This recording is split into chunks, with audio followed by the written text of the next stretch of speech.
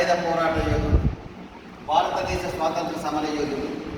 అదేవిధంగా మహాత్మా గాంధీ అడుగుదాడల్లో నడిచి 17 సంవత్సరాల వయసులోనే జైలు జీవితం గడిపినటువంటి గొప్పనైన మహాపోరాట యోధుడు ఉచ్చలపల్లి సుందరయ్య వర్ధంతి కార్యక్రమం నిర్వహిస్తున్నాం.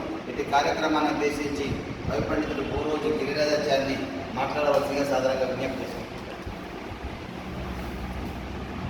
ఈరోజు భారతదేశంలో నిరాడంబరత్వానికి రాజకీయ నాయకుల్లో చెప్పుకోదగ్గ వ్యక్తి అంటే మహనీయుడు మన పుచ్చలపల్లి సుందరయ్య గారి అని చెప్పుకోవచ్చు.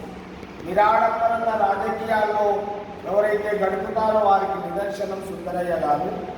సుందరయ్య గారి వర్ధంతి కార్యక్రమాన్ని నిర్వహిస్తున్న ప్రియమిత్రులు రాజారాం ప్రకాష్ సార్ గారు, వనపర్తి ఎస్సీ ఎస్టీ మ్యాంటరింగ్ సభ్యుడు గంధం నాగరాజు గారు, డిఈ పెద్దలు గంధం ఆంజనేయులు గారు మరియు సింగిరెడ్డి పరమేశ్వర్ సామాజిక వ్యక్తి, దళిత సంఘ ప్రతినిధి, అలాగే రజక సంఘ నాయకుడు బండలయ్య గారు, మైనార్టీ నాయకుడు బాలమయ్య, ఇక్కడికి విచ్చేసిన అందరికీ స్వాగతం పలుకుతూ ఆ రోజుల్లో 1913 మేడే కార్మిక దినోత్సవంలో జన్మించిన మహనీయుడు. ఎక్కడంటే ఉమ్మడి ఆంధ్రప్రదేశ్ నెల్లూరు, ప్రస్తుతం పొట్టి శ్రీరాములు జిల్లా విడవలూరు మండలం అలగానపాడు అనే గ్రామంలో వెంకటరామరెడ్డి శేషమ్మ అనే పుణ్య దంపతులు జన్మించిన మహనీయుడు సుందరయ్య గారు. పువ్వు పుట్టగానే పరిమళిస్తుందన్నట్లు చిన్నతనంలోనే ఆయన తెలివితేటలతో పైకెదిగిన వ్యక్తి. సొంతంగా 10 ఏళ్ల వయసులో తండ్రి మరణిస్తే తల్లి పెంపకంలో, చిన్నారుల పెంపకంలో ఏలూరు, రాజమండ్రి, మద్రాస్ ఆ ప్రాంతంలో చదువుకున్నాడు. ఆ చదువుకున్న సమయంలో 13 ఏళ్ల వయసులో అప్పుడు భారతదేశ స్వాతంత్రోద్యమం జరుగుతుంటే సైమన్ కమిషన్, సహాయ నిరాకరణ, దండి సత్యాగ్రహం లాంటి ఉద్యమాల్లో గాంధీతో పాటు స్వాతంత్రోద్యమంలో పాల్గొన్నాడు. ఆ పాల్గొంటున్న సమయంలో ఇతనికి ఆ సైమన్ దండిక సత్యాగ్రహంలో పాల్గొన్నందుకు జైలు శిక్ష. చిన్నవాడి కనుక బోస్టన్ స్కూల్లో ఉంచితే ఇక్కడ హైదర్ అనే ముస్లింలతో అంటే ఒక కమ్యూనిస్టు నాయకులతో పరిచయమై కమ్యూనిస్టు సిద్ధాంతాల పట్ల ఆకర్షితుడై విడుదలైనాక ఆ రోజు నుంచి కమ్యూనిస్టు భావజాలం వైపు అడిగిన మహా వ్యక్తి. అందుకే ఆయన కామ్రేడ్ పుచ్చలపల్లి సుందరయ్య అంటారు. ఆ రోజు నుంచి కమ్యూనిస్టు యోధుడుగా ఆ పార్టీని సిపిఐ అట్లా ఆ పార్టీని విడవకుండా ఆ పార్టీలో ఉండి ఎంతో మంది మహనీయులకు మార్గదర్శకుడిగా నిలిచాడు.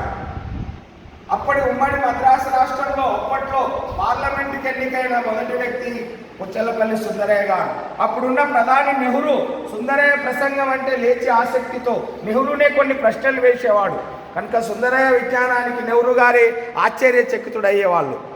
కనుక అటువంటి సుందరయ్య గారు ఆ రోజుల్లోనే చిన్నప్పుడే తన పుట్టిన గ్రామంలో తన నిరుపేద జనాలకు ఆ రోజుల్లో వాళ్ళకు కావలసిన కిరాణా సామాన్లను కావడిలో మోసుకుపోయి, అంటే వ్యాపారం కాదు, కిరాణా సామాన్లు ఉన్న ధరకే, తెచ్చిన ధరకే వాళ్ళకు అమ్మేవాడు నిరుపేదలకు.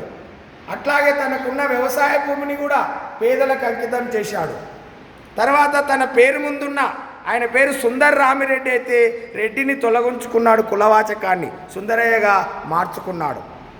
ఆ విధంగా పార్లమెంట్లో వెళ్ళేటప్పుడు సైకిల్పై వెళ్ళి ఎవరైతే చెప్రాసిలో సైకిల్ స్టాండ్ ఉంటుందో అక్కడ సైకిల్ ఆపేవాడు. హైదరాబాద్ అంటే అప్పట్లో విధానసభకు కూడా వెళ్ళాడు, సైకిల్ పైనే వెళ్ళాడు. హైదరాబాద్లో ఇప్పటికీ ఆయన ఆదర్శాలకు నిలువుటద్దం బాగ్యకంపల్లి, సుందరయ్య విజ్ఞాన కేంద్రం, సుందరయ్య పార్క్. ఇప్పటికీ ఎక్కువ కమ్యూనిస్ట్ సభలు, కమ్యూనిస్టులే కాదు చాలామంది సభలు, రాజకీయ సమావేశాలు అక్కడ నిర్వహించుకుంటారు. కనుక ఆ విధంగా నిరాడంబర జీవితం గడుపుతూ తన భార్య కూడా కమ్యూనిస్టు ఉద్యోగానికి తీసుకెళ్ళాడు. కనుక పెళ్ళైన తర్వాత ఎక్కడైతే సంతానం వస్తే అంటే స్వార్థం పెరుగుతుందని కుటుంబ నియంత్రణ ఆపరేషన్ చేయించుకున్న మహనీయుడు సుందరయ్య గారు. ఆ విధంగా ఎన్నో రాజకీయ ఉద్యమాలు, ఒడిదుడుకుల్లో కమ్యూనిస్ట్ అంటే పార్టీని ముందంజలో నింపాడు.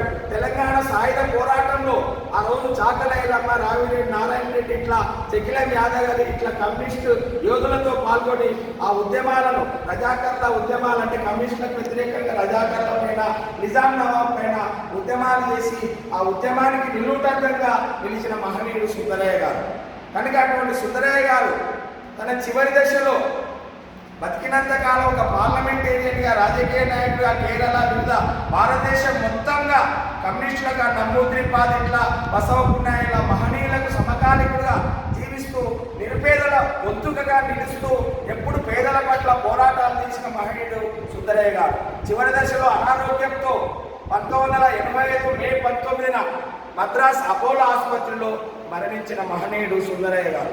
కనుక ఈరోజు నిరుపేద ప్రజలకు కిరాణాన్ని నడిపి కావడితో ఉన్నదానికి అమ్మి విడాడంబరంగా జీవించిన సుందరయ్య గారి జీవితాన్ని ఇప్పుడున్న ప్రస్తుత రాజకీయ నాయకులు ఇప్పుడు గెలిస్తే రేపు ఆస్తుల వైపు పరిగెడుతున్నారు.